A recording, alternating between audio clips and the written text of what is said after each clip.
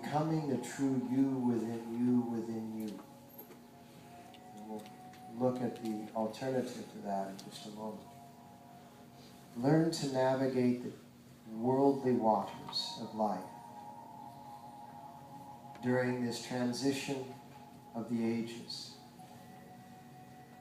And achieve this with the technology that Yogi Bhajan brought, endowed with these great teachings of Kundalini Yoga, meditation, and mantra. And then maximize your days of summer to be able to take a commitment and a conviction to be who you were born to be, not who you might end up to be, but who you were born to be, which is the true self within the observation of self, within the experience of self, to be the self within all that you're experiencing and all that you're observing, with all of those seductions that take place, which is what the entire world is obsessed with. The entire world is obsessed with the seductions that take place all around us. And what we end up looking at in a normal life, you're definitely not normal. But in a normal life, this is kind of the sequence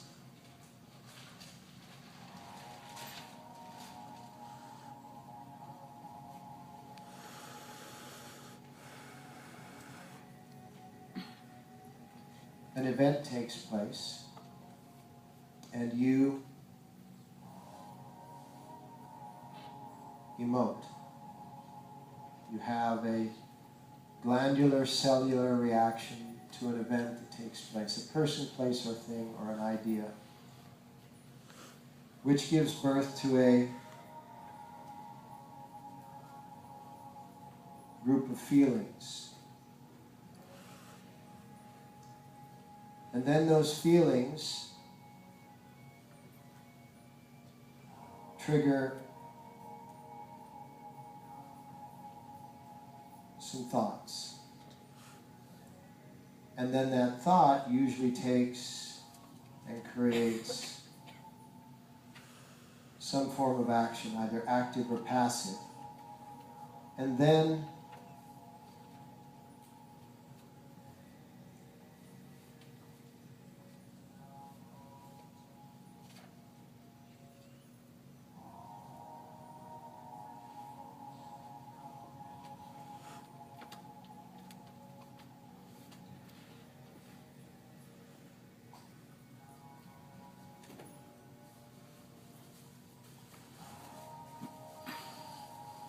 forgive my OCD.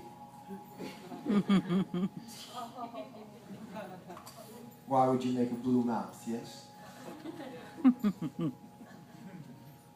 And so then off you go. And while you go off, what happens is you're having emotions, feelings, thoughts, and new actions, which are cycling back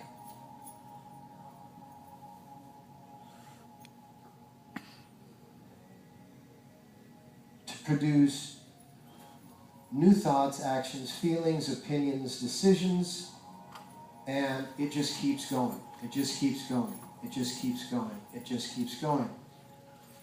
All of this, every bit of this, ultimately, is taking place in what is known as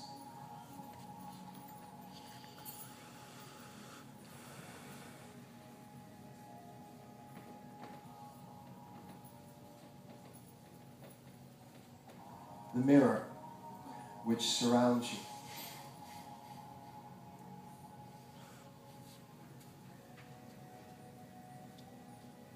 How are we going to stop this tumultuous progression? Well, the first thing we try to do is understand the ununderstandable. We try to understand the mirror. We try to make sense of the senseless.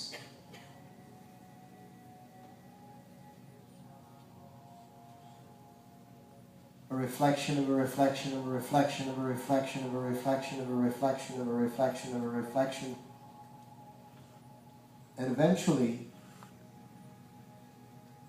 it's traceable. But unless you're extremely astute at being able to trace that far back, it's just gobbledygook. Correct? So what do? We make a story up about gobbledygook. And we get people around us to agree to our version of the story, and with their help we edit the story.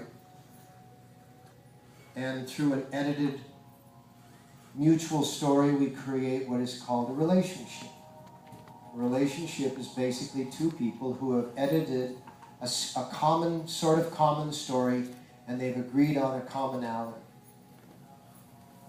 But it's based on nothing. And this happens century after century after century, and humanity ends up in the 21st century the way we have.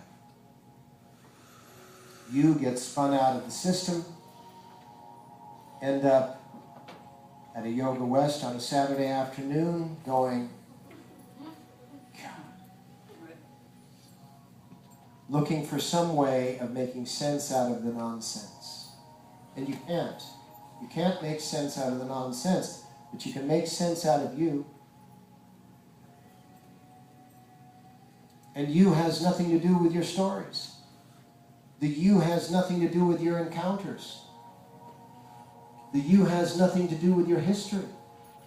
Because the you in you, that is you, has no history.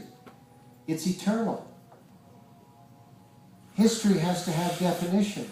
Eternity cannot have definition, otherwise it's not eternity. Infinity can't have definition, otherwise it's not infinity. You are infinite and eternal. And so what your task is to take that completely undefinable self and form it as raw material into that which you long to be, that which you know you are, because every single one of us sitting in this room has this knowledge deep, deep inside that you may have only told 2 people in your entire life of who you actually are.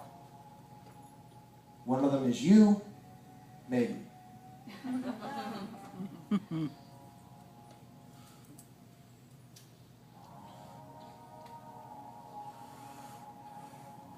The idea that the you in you is so profound is embarrassing.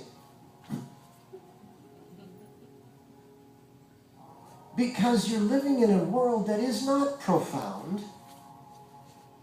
And if you were to expose, it would be like a 3-year-old coming to a sleepover with a Ferrari. I mean, a real one. So a 3-year-old drives up to a 3-year-old sleepover in a Ferrari, and everybody else is kind of sucking their thumb and looking around for crayons, and the 3-year-old comes in and tosses keys down. And that's how far out of place you feel. You feel like, if I am this phenomenon, which you are, then what am I doing here? At a 3-year-old sleepover called Planet Earth. And so if you ignore the phenomenon that you are long enough, you end up becoming just like every other 3-year-old, except for one thing. You're miserable. Everybody else is feeling great. And you're going, why can't I be like them? Which is not a very good question to ask. It'd be like an Einstein saying, why can't I be stupid? So that I could be ignorant and blissful.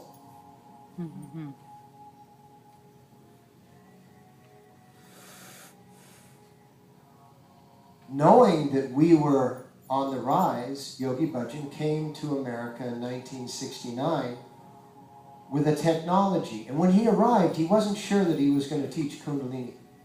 He had other forms of yoga that he had mastered throughout his process.